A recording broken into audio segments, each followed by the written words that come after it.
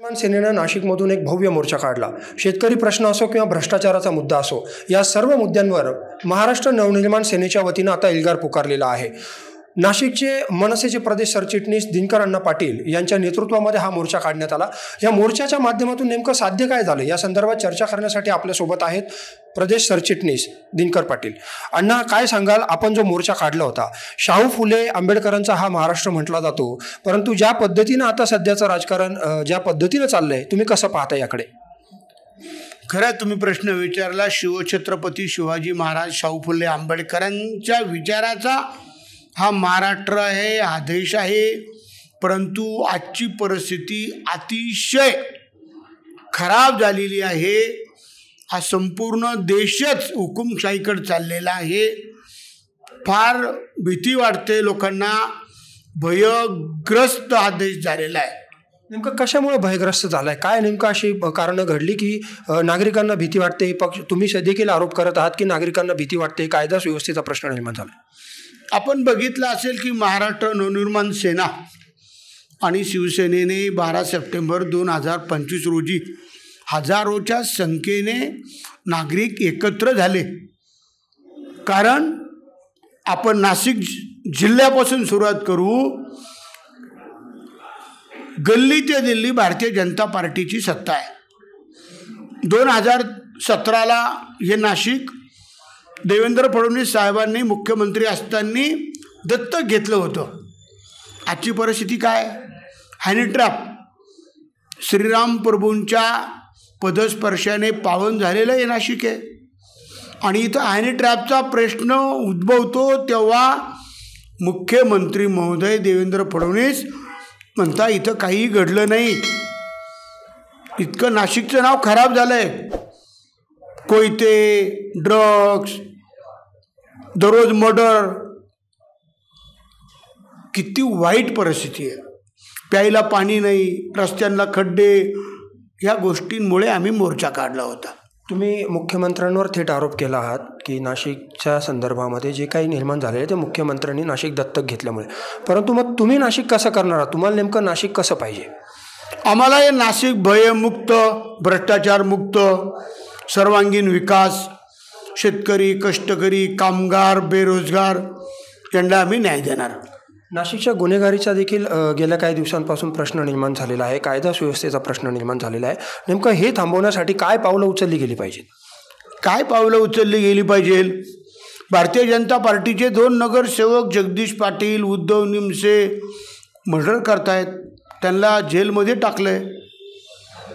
ही परिस्थिती सुधारायला फक्त भारतीय जनता पार्टीला सत्तेहून खाली करणं, माहितीला खाली करणं, त्यासाठी आमचे या प्रयत्न आहेत। आणि नाशिकच्या संदर्भात आपण बोलूयात। मनसेला देखील नाशिकनं सत्ता दिलेली होती, अनेक प्रकल्प राबवले, परंतु जर तुम्ही आता आगामी स्थानिक स्वराज्य संस्थांना सामोरं जात आहात, तुम्ही नाशिक कसं बघतात? तुम्ही नाशिककरांना नेमकं काय देणार आहात आणि नाशिककरांनी तुमच्या पाठीशी का उभं राहावं? आपण बघितलं 2012ला राजसाहेबांनी, मी जरी भाजपमध्ये होतो, परंतु 2012ला राजसाहेबांना सत्ता दिल्यावर नाशिकचे किती प्रकल्प आणले, किती नाशिकचं चांगलं काम केलं होतं। त्याच पद्धतीने मी तुम्हाला प्रथमच बोललो आहे, या नाशिकचा सर्वांगीण विकास, भयमुक्त नाशिक, भ्रष्टाचारमुक्त नाशिक, गुन्हेगारी मुक्त नाशिक आम्ही करणार आहोत। तुम्ही महानगरपालिकेच्या अनेक प्रश्नांसंदर्भात आवाज उठवला, विविध आंदोलनं झाली, पण मग हा भ्रष्टाचार थांबणार कसा? केवळ आरोप करून होणार नाही, कारण तुम्ही आंदोलनं केली, परंतु हे थांबवण्यासाठी काय पावलं उचलली पाहिजे? आम्ही नाही आरोप करत। तुम्ही त्या देवेंद्र फडणवीस साहेब, नरेंद्र मोदी साहेब, गिरीश भाऊंच्या क्लिपा काढा भाषणांच्या। भ्रष्टाचार मुक्त देश करायचा, भयमुक्त देश करायचा 2014ला हीच भारतीय जनता पार्टी बोलली ना। आता सगळे गुन्हेगार कोणाबरोबर आहे? तुम्ही सुधाकर बडगुजरचं उदाहरण घ्या ना, त्यांनीच त्यांच्यावर आरोप केले ते का दहशतवाद्याबरोबर नाचतो। निलेश राणे बोलला, श्रीमती हिरे बोलली, हे तर आमदार आहे, मंत्री आहे। जगदीश पाटीलचं आत्ताच सांगितलं, उद्धव निमशे, आणि सगळे गुन्हेगार कोणाबरोबर आहे? म्हणजे मग नाशिकच्या गुन्हेगारीच्या जी काही गुन्हेगारी वाढली ती वाढवण्यामध्ये तुम्ही स्पष्टपणे आरोप करणार नक्की? नेमका तुम्ही कोणावर आरोप करत आहात? की भारतीय जनता पार्टीवर त्यांनी ही गुन्हेगारी वाढवली? कोणाची? उद्धव निमशे कोणाचा माणूस आहे? सुधाकर बडगुजर कोणाचा माणूस आहे? जगदीश पाटील कोणाचा माणूस आहे? जेवढे गुन्हेगार नाशिकमध्ये कोणाचे माणसं आहे? नाशिकची त्यांचेच माणसं आहे ना हो. नाशिकची वाट नेमकी कोणी लावली? भारतीय जनता पार्टीने. मग याला जबाबदार कोण? भारतीय जनता पार्टी पूर्ण पक्ष की काही व्यक्ती जबाबदार आहे? गिरीश भाऊ महाजन. हा तुम्ही स्पष्ट आरोप करत आहात. स्पष्ट आरोप त्यांच्याच बरोबर हे लोक राहतात. नाशिकचा कारभार कोण बघतं? गिरीश भाऊ महाजनच बघतं ना. देवेंद्र फडणवीस साहेब त्या दिवशी बोलले माझं नाशिकवर प्रेम आहे. स्पष्ट आरोप नाही हे तेही बोलतात. ते बोलले, हे लोक त्यांचे. ते आता खड्डे कोणामुळं पडले? 4 वर्ष झाले प्रशासन आहे, 5 वर्ष भाजपचं होतं सत्ता. कोण आरोप करतं? हे आरोप नाही आहे, सत्य परिस्थिती सांगतोय मी. याचा राग त्यांना पण नको यायला. नाशिककरांनी समजून घेतलं पाहिजे त्यांना कसं नाशिक पाहिजे. भयमुक्त, भ्रष्टाचारमुक्त, गुन्हेगारीमुक्त विकास पाहिजे. हे जनता ठरवणार आहे आता. पण मग हे थांबवण्यासाठी नेमकं काय केलं पाहिजे? आता आम्ही मोर्चे कशासाठी काढले? मग जनतेच्या लक्षात येऊन देण्यासाठी, शासनाच्या माहिती सरकारच्या लक्षात आणण्यासाठी जे केले ना आम्ही मोर्चे. लोकांना न्याय मिळावा म्हणून मोर्चे काढले. पण मग तुमच्याकडे सत्ता दिली तर नाशिकची ही परिस्थिती सुधारेल असं वाटतं? 100% सुधारणार. माननीय राजसाहेब ठाकरे आणि उद्धवसाहेब ठाकरे हे एकत्र आलेले आहेत. आता एकत्र येत आहेत. हे दोघा भावांच्या हातात सत्ता दिल्यावर निश्चितपणे. पण अण्णा, एकंदरीत राज्याचं जर राजकारण बघितलं तर नेते अश्लील भाषेमध्ये एकमेकांना शिवीगाळ करतात, नागरिकांचे प्रश्न दुर्लक्षित करून अशा पद्धतीनं आरोप प्रत्यारोप करतात. याकडे तुम्ही कसं बघता? तुम्ही बघा, आज ओला दुष्काळ जाहीर करायला पाहिजे, शेतकऱ्यांना कर्जमाफी दिली पाहिजे, शेतकऱ्यांचे प्रश्न सोडवले पाहिजे, जनतेला न्याय दिला पाहिजे. ते काहीच करत नाही. मग या गोष्टी पुढे येऊ नये म्हणून आता तुम्ही बघा, शरदचंद्रजी पवार साहेब, अजित दादा त्यांचाच माणूस आहे, जयंत पाटील, सुप्रियाताई सुळे, राजसाहेब ठाकरे, उद्धवसाहेब ठाकरे यांच्यावर आरोप करणारे कोणाचे लोक आहेत? तुम्ही मला तो प्रश्न विचारता, मग तुम्ही म्हणता आरोप करता. अहो, मी नाही आरोप करत. आता लक्ष्मण आखे कोणाचा माणूस आहे? पडवळकर कोणाचा माणूस आहे? गुणवत्ते सदावर्ते कोणाचा माणूस आहे? निलेश राणे कोणाचा माणूस आहे? ही कोणाची माणसे? खरंच सांगा तुम्ही. यांना ह्या राजकीय पक्षांचा पाठिंबा आहे असं तुमचा? त्यांचेच लोक आहेत. तुम्ही असा कसा प्रश्न विचारता? त्यांचेच लोक आहे ना, ते भाजपचेच लोक आहे ना. आरोप थोडा आहे का? त्यांच्याबरोबरच असता का नाही? मग असा आरोप नाही ना, त्यांचीच लोक आहे. आता आई बहिणीहून शिवाय देतात. लक्ष्मण आखे म्हणतो 11 मुलं आमचे, तुम्ही 11 मुली मराठ्यांनी आम्हाला तयार ठेवा. हे योग्य आहे का शब्द? जयंत पाटलाला पडवळकर म्हणतो काय बापूंच्या पोटचाच नाही आहे, हे बरोबर आहे का? उद्धव साहेबांबद्दल किती वाईट बोलतात निलेश. महाराष्ट्राची संस्कृती कुठेतरी राजकीय संस्कृती तुम्हीच बघा, शिवछत्रपती शिवाजी महाराज, शाहू फुले आंबेडकरांच्या विचाराचा, साधू संतांचा देश महाराष्ट्र आहे. आणि भारतीय जनता पार्टी स्वतःला सुसंस्कृत म्हणते, हिंदू म्हणते. आणि अशा लोकांना, त्यांच्याच कार्यकर्त्यांना एवढल्या मोठ्याल्या माणसांच्या विरोधात असं वाईट वक्तव्य आई बहिणीहून बोलायला होतं. योग्य आहे का? मी आरोप नाही करत, राग मानू नका. हे आरोप नाही आहे, ही खरी परिस्थिती मी जनतेसमोर मांडतो आणि जनतेला माहिती आहे. पण कोणी बोलत नाही, मी बोलतो, एवढा त्याचा फरक आहे. आणि आरक्षणाकडे आपण पक्ष म्हणून कसं बघतात की मराठा आणि ओबीसी आरक्षणावरून जो काही सध्या राज्यामध्ये वाद सुरू आहे याकडे आपण काय बघता आणि या संदर्भामध्ये काय नेमका निर्णय घेतला गेला पाहिजे? सांगू का? जातीवादच नको आहे. जगात 2च जाती, स्त्री आणि पुरुष. सगळ्यांना सारखा न्याय दिला पाहिजे. मग विलासराव देशमुख साहेब बोलले होते की आर्थिक निकषावर आरक्षण द्या. शरदचंद्रजी पवार साहेब काय बोलले? राजसाहेबसुद्धा काय बोलतात की तुम्ही केंद्राकडे हा विषय, तर मग केंद्राकडे न्या, आरक्षण वाढून घ्या, सगळ्या जातींना सामावून घ्या, सगळ्यांना न्याय द्या. कशासाठी भांडणं लावतात?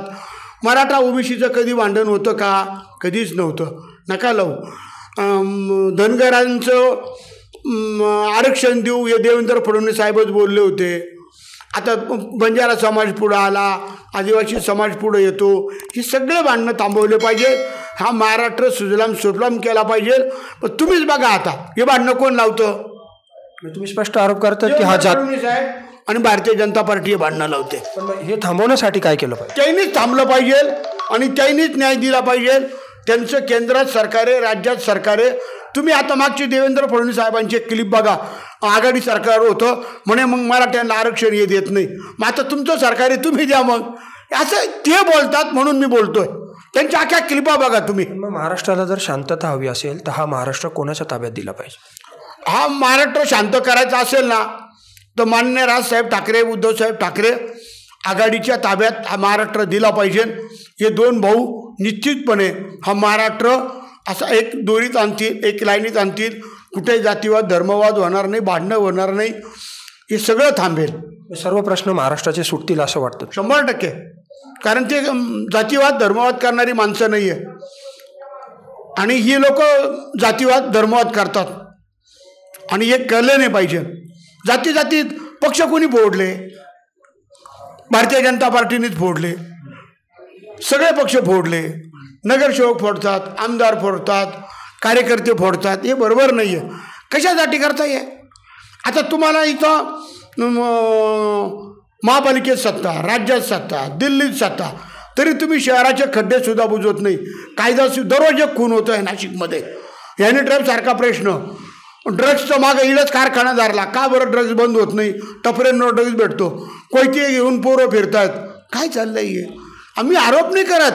नाशिककरांना कोण पाहिजे, काय पाहिजे, त्यांना एक आधार पाहिजे.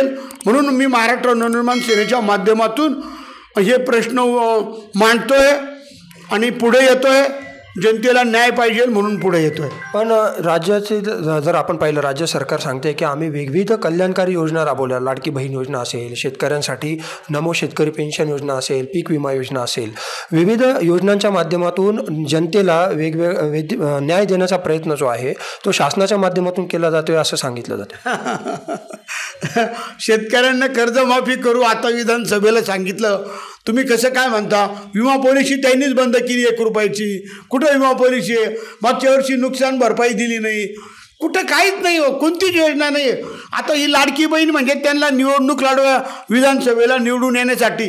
तुम्ही सांगा, उघड सरकारचे पैसे वाटले का नाही त्यांनी?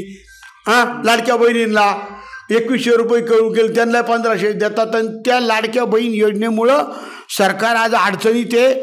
आर्थिक परिस्थिती अतिशय खराब आहे. 9,35,000 कोटी रुपये कर्ज झाले. तुमच्या समोर 90,000 कोटी रुपये ठेकेदारांचे महाराष्ट्रात सरकारी कामं केले. ते ठेकेदारी आत्महत्या करतायत. कसल्या योजना देतात? कटारिया साहेब सांगा बरं, तुम्ही खोटं बोलतायत. तुम्हीच पत्रकार आहेत, तुम्हीच बातम्या लावता, तुम्हीच आम्हाला विचारता. अण्णा, शेवटचा प्रश्न. आगामी स्थानिक स्वराज्य संस्थांच्या निवडणुका लवकरच होऊ घातलेल्या आहेत. मनसे कशा पद्धतीने या निवडणुकांना उतरणार आहे? मनसे आणि शिवसेना एकत्रितरित्या या निवडणुका लढणार आहेत आणि जनतेला न्याय पाहिजे. जनता त्रस्त झालेली आहे, जनता घाबरलेली. आज देश भयमुक्त भ्रष्टाचारमुक्त होण्याऐवजी हुकुमशाहीकडे चालली आहे. जो बोलेल त्याच्यावर खोट्या केसेस करतात, त्याला जेलला टाकतात. लोकशाही शिल्लक ठेवली नाही. मागं संविधानाचा प्रश्न तुम्ही बघितला. यांना संविधान बदलायचं होतं, पण राहुलजी गांधी आज तुम्ही बघितलं, वोट चोर म्हणून अख्खा देश म्हणायला लागलेला आहे. राहुल गांधींनी सुद्धा या महाराष्ट्रात 76 लाख मतांची चोरी झाली हे दाखवून दिलेलं आहे. आणि हे सगळं थांबवण्यासाठी राहुल गांधी देशभर काम करतायत. शरदचंद्रजी पवार साहेब काम करतायत, राजसाहेब करतायत, उद्धव साहेब करतायत. हे सगळी माणसं देशासाठी काम करतायत. आणि हे सगळं थांबवायचं असेल तर भारतीय जनता पार्टीला बाजूला करणं जनतेने फार गरजेचं आहे. जातीवाद फार फोफाळलेला आहे. तुम्ही राजसाहेब ठाकरेंसोबत राहणार का? अहो, मी आता राजसाहेबांचंच काम करतोय. राजसाहेबाबरोबरच राहणार. कुठे जायचं? काँग्रेसमध्ये होतो 35 वर्ष, 11 वर्ष भाजपमध्ये होतो. तुम्ही बघितलं, भाजपने मला विधानसभेला बसवलं, लोकसभेला बसवलं, महापौर दिलं नाही. आणि मी एवढे मंदिरं, तुम्ही म्हणते ना हिंदुत्व, किती मंदिरं वाचवले या शहरातले. अध्यात्माचं माझं एवढं मोठं काम आहे. एकही वाईट काम न करता. म्हणून तुमचा भाजपवर राग आहे? 100% माझ्यासारख्या माणसाला अन्याय केला माझ्यावर. आणि राजसाहेबांनी मला न्याय दिला. मला विधानसभेची उमेदवारी दिली, सभा दिल्या, मदत केली. आता सर्व सरचिटणीसपद दिलं, शिवतीर्थावर भाषण करायला दिलं. एवढा मनाचा मोठा माणूस काय त्याला सोडून. आता माझं 66 वर्ष वय. मी राहिलेलं आयुष्य जनसेवेसाठी. माझं या देशावर फार प्रेम आहे. देशावर माझं प्रेम आहे. देशासाठी राजसाहेब काम करतात, मी पण त्यांच्याबरोबर काम करणार. हे होते मनसेचे प्रदेश सरचिटणीस दिनकर पाटील. कॅमेरामन भाऊसाहेब पवारसह मनीष कटारिया, माय महानगर, नाशिक.